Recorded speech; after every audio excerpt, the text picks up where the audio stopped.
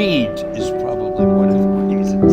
No, actually, I'm doing what I enjoy doing. It's like other men like to play golf, so they play golf every chance they can. So you don't say to them, how come you're playing golf today? You played last week. It was the same with me. To me, it is such fun creating characters, writing stories, even doing interviews, even though I can't hear most of what the guy says to me.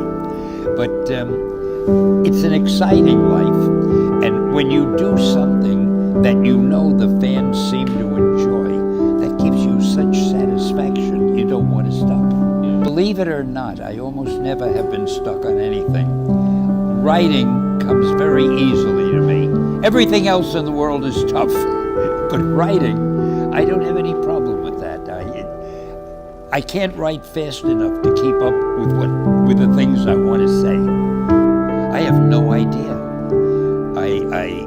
To me, it's still been a short life. I hope it goes on a lot longer. But I think being interested in what you're doing. I know my father, the poor guy, it was during the Depression, and he was out of work most of the time. So his life was shorter, and it was because there was nothing really that he was doing that could interest him. But I think if you do what really excites you, it just keeps you going as long as possible. Well, I didn't consciously try to buck trends. What I tried to do was write the kind of stories I would want to read. And sometimes I had to buck a trend to do that. For example, I liked dialogue. I feel the more you know, the more you hear what a person says, the more you get to know that person. So I like to put a lot of dialogue in my stories. Most writers don't do that. They write as little dialogue as possible because it takes a little longer to write the dialogue. And I wanted to play up minority races as much as possible too. I felt there isn't enough of that in comics or in the world. So I tried to do that. I tried to do an anti-drug story ever so. In fact, I did one with Spider-Man and almost got in trouble. It was a funny thing. It was an anti-drug story, but I mentioned drugs. And at that time, the Comic Book Association, which was a censorship group, they said, you can't use that story because you mentioned drugs. I said, but it's an anti-drug story. So life can be very complicated.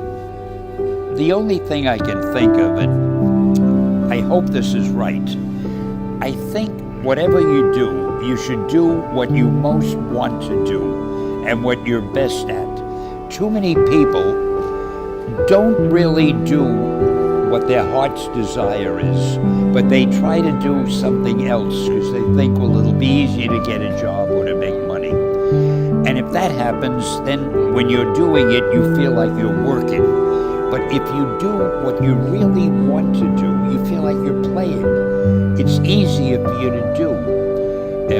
I know I wanted to be a musician when I was young. I'd listen to the radio, I'd hear the big bands, and I'd say, damn, I'd like to be a band leader like Tommy Dorsey. But I had no talent for it. If I had wasted time trying to be a musician, I'd have either been a failure or I'd have been just an ordinary musician. But I love writing also, and it came easier to me. So I figured I'd stay with that. I think you have to do what you do best and what you enjoy, and then you have a better chance. Well, it wasn't that hard. I had a very understanding wife, and she kept herself busy during the day while I was working. And I didn't work I would work. What happened was I had a full-time job at the office, and I worked in the office. When I started writing the stories and they started selling, I told my publisher I needed to stay home one day a week to get all my writing done. Later, I said, I gotta stay home 2 days a week. Finally, I was staying home 3 days a week to write, and I went into the office 2 days a week to do my editing and art direction. Luckily, I was a fast writer, so by 5 or 6 o'clock, I was through writing the book, and then my wife and I would go out to dinner or to a movie or whatever, and it really was a good arrangement. There was no problem. How I deal with failure?